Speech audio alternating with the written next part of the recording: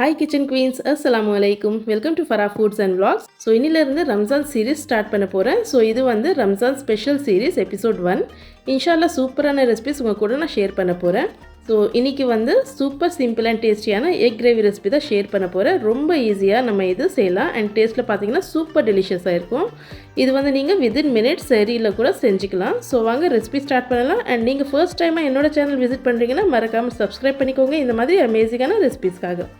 So first வந்து 3 medium size வெங்காயம் சாப் பண்ணி வச்சுக்கோங்க. கூடவே 3 மீடியம் சைஸ் தக்காளி கிரைண்ட் பண்ணி பியூரி செஞ்சு வச்சுக்கோங்க.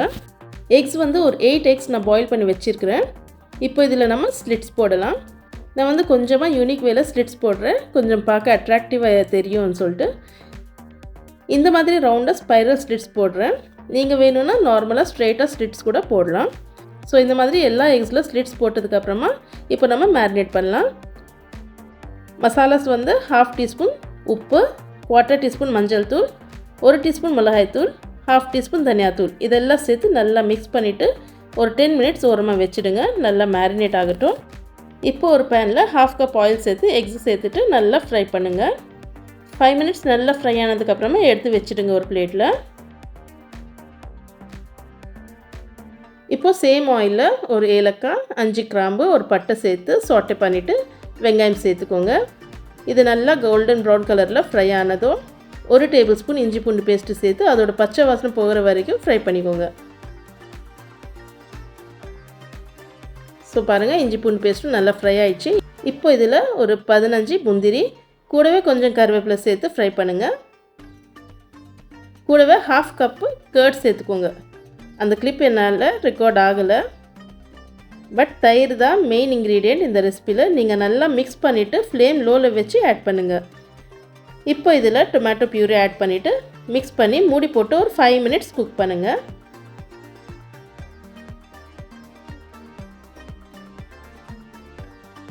இந்த மாதிரி ஆயில் ரிலீஸ் ஆனதுக்கப்புறம் ஃப்ரைட் எக்ஸ் சேர்த்துக்கோங்க.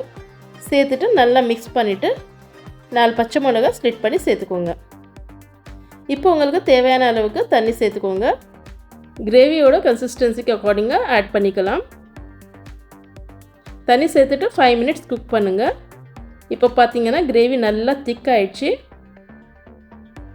லாஸ்ட்டில் டேஸ்ட் பண்ணி பார்த்தா எனக்கு சால்ட் கொஞ்சமாக கம்மியாக இருந்தது. ஸோ 1/2 டீஸ்பூன் ஆட் பண்ணேன். கூடவே 1 டீஸ்பூன் தனியாத்தூள், 1/2 டீஸ்பூன் சீரகத்தூள், 1 டீஸ்பூன் காஷ்மீரி மிளகாய் தூள் சேர்த்து நல்லா மிக்ஸ் பண்ணிவிட்டு கொத்தமல்லி தூவிட்டு இறக்கி விடுங்க. அவ்வளோதாங்க, சூப்பர் டேஸ்டி அண்ட் யூனிக்கான நம்ம எக் கிரேவி ரெடி ஆயிடுச்சு. இது நீங்கள் சப்பாத்தி, புல்கா, பரோட்டா, ரைஸ் எதில் வேணாலும் சைட் டிஷ்ஷாக சாப்பிடலாம். ரொம்ப டேஸ்டியாக இருக்கும். கண்டிப்பாக இந்த ரம்ஜானுக்கு ட்ரை பண்ணி பாருங்கள். அண்ட் இந்த ரெசிபி உங்களுக்கு யூஸ்ஃபுல்லாக இருந்துச்சுன்னா இந்த வீடியோக்கு ஒரு லைக் போடுங்க.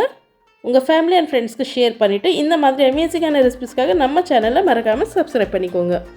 See you in the next video. Until then, take care. Bye bye.